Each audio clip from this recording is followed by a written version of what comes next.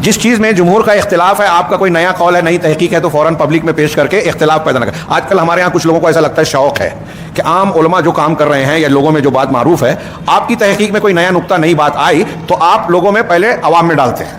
اب عوام کو یہ تاثر دیا جاتا ہے کہ جو بات میں پیش کر رہا ہوں علماء نے آج تک سمجھی ہی نہیں، بتایا ہی نہیں، مجھے معلوم ہوا ہے اور یہ لوگ نہیں جانتے. اب وہ جو عام آدمی ہیں وہ معروف علماء کے تعلق سے اب سوال اٹھانا شروع کرتے ہیں، علماء کا امتحان لینا شروع کرتے ہیں. مجلس میں آئے تو پہلے سوال کرتے ہیں، وہ جواب دیتا ہے تو پھر اس عالم کی بات پیش کرتے ہیں کہ انہوں نے تو ایسا کہا، یا پھر ان کی دلیلوں کو پیش کر کہ نہیں ایسا تو ایسا ہے. تو پوچھتے نہیں ہیں، بتا کر جو صحیح عالم ہے اس کو بدلنا چاہتے ہیں. تو ایسے کچھ شاذ اقوال، مرجوع اقوال، یا کچھ ایسے اقوال جو علماء جانتے ہیں لیکن عوام تشویش میں مبتلا نہ ہو اس لیے عوامی سطح پر اس کو بیان نہیں کرتے.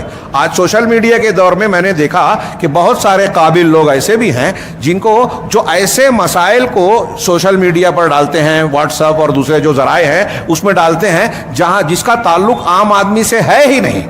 ایک عالم اور خطیب کی غلطی اگر آپ بتا رہے ہیں، خطبہ علماء میں کوئی غلطی ہے، کوئی خامی ہے کچھ لوگوں میں، تو ظاہر سی بات ہے کہ یہ علماء اور خطبہ کی خامی ہے. آپ کو اس کی اگر اصلاح کرنی ہے تو آپ علماء اور خطبہ سے مخاطب ہوں، ان سے خطاب کریں، ان سے کانٹیکٹ کریں، ان کے خاص گروپس میں جائیں.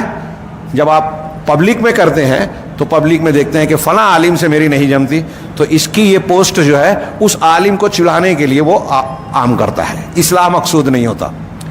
اور میں نے کہا کہ اگر مجھے داڑھی کی فضیلت بتانی ہے تو میں خواتین کے گروپ میں اسے ڈالوں گا.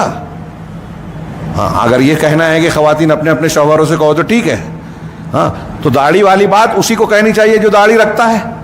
خطیب کی اصلاح کرنا چاہتے ہیں تو پبلک میں کیوں ڈال رہے ہیں؟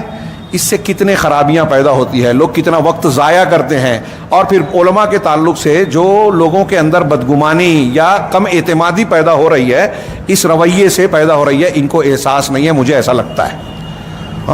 اور آج کے انحطاط کی، لوگوں کے دین سے دور ہونے کی ایک بڑی وجہ یہ ہے کہ لوگ علماء سے بدگمان ہو کے علماء سے دور ہے. اس پر آج عرب علماء بہت محنت کر رہے ہیں، کتابیں لکھ رہے ہیں کہ اگر آپ سماج اور معاشرے کو کنٹرول میں رکھنا چاہتے ہیں تو عوام کا تعلق علماء سے انتہائی ضروری ہے. جو